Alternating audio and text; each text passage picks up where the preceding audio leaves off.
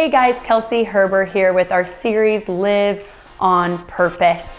In this series, we're answering a handful of questions that ultimately teach us how to live on purpose. Those questions are who, what, why, when, where, and how. Answering the question who reveals our identity. Answering the question what informs our values. Answering the question why leads to empowerment for ourselves and others. And answering the questions where, when, and how all help establish our goals. So last time we talked about identity and answered the question who. Well, today we're going to talk about values, which answers the question what. What do you value? Brené Brown is a researcher and storyteller. She happens to be one of my favorite authors. She wrote a book called Dare to Lead, and in this book she had this activity for the reader. And on 2 pages, she listed 117 values. And this was a wide range of values. I mean, we're talking things like joy and family and financial stability. I mean, all kinds of different values. And this is what she asked the reader to do, to narrow that list of 117 down to 2. And I remember thinking, oh my goodness, how in the world am I going to be able to do this? There's so many things I value on this list. But I think at the end of the day, Brené Brown understands that a lot of our values probably fall under a couple main umbrellas. And when we're able to narrow it down to just 2, I think it's more easily conceptualized by ourselves each day to say, am I living out my values? Am I making decisions based on my values? Is that something that's evident in me? So it makes it a little easier to conceptualize.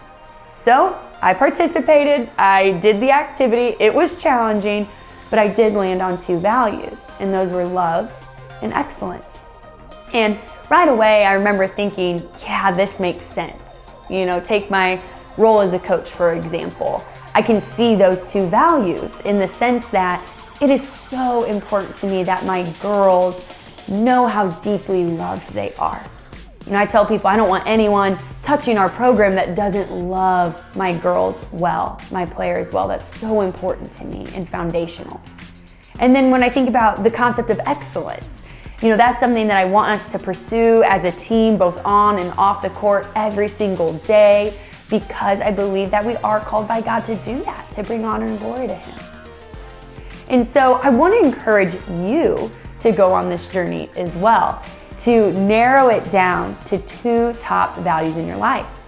Now I got to be honest, as I was preparing for this video, a question popped into my head, and kind of a scary one. And the question was, Kelsey, if you were to ask your closest family, friends, your players, what they think your top 2 values are based upon how you live your life and how they experience you and the decisions they see you make and how you encounter people, would they say love and excellence, or would they say something else? And the reason that question can be scary is because there's basically one of 2 options. Either one, we walk away feeling good about the fact that what we value is evident to others and we're living that out, or we realize, man, there's some areas of growth here and I really need to allow my walk to match my talk. If I say I value this, then I need that to be seen in the way I live my life on purpose. And so I want to encourage you to go on that journey too. And so I have a few discussion questions for you this week. 1, as you look at this list, what are a few values initially that jump out at you, that you're like, yes, those are top values of mine? Maybe not your top 2, but a handful.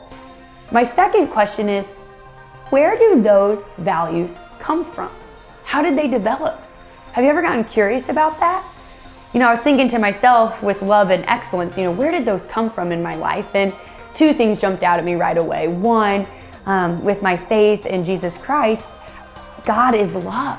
And in the top commandment in the Bible is to love God and love people. So it makes a lot of sense with my faith being important to me that love would be important to me.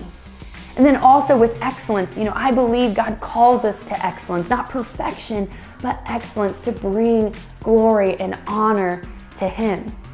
And then the other thing I thought about was my parents. I look at my parents and I'm like, oh my goodness, it almost makes me laugh. That makes so much sense. You know, I look at my dad and I think that is someone who pursues excellence in all he does and has really instilled that in me and my sisters as well.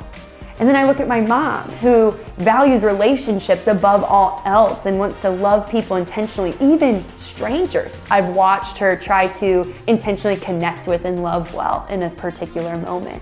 So it makes sense. So I want you to get curious, where did those values come from? And lastly, I want you to answer the question, is there a time that you can think of where your values influenced a decision you made? You know, the definition of conflict is two things trying to occupy the same space at the same time. And so maybe you were in a situation of conflict and you had to make a decision. Did that stem from what you value? I want you to share that with someone. And my challenge for you this week. My challenge for you this week is to narrow down that list of 117 values and come up with your 2 primary values. And I want you to share that with a family member or friend.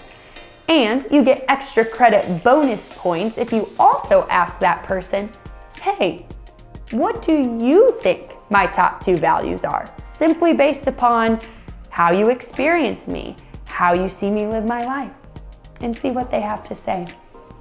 Let's not let another day go by that we don't know our values so that we can live them out on purpose.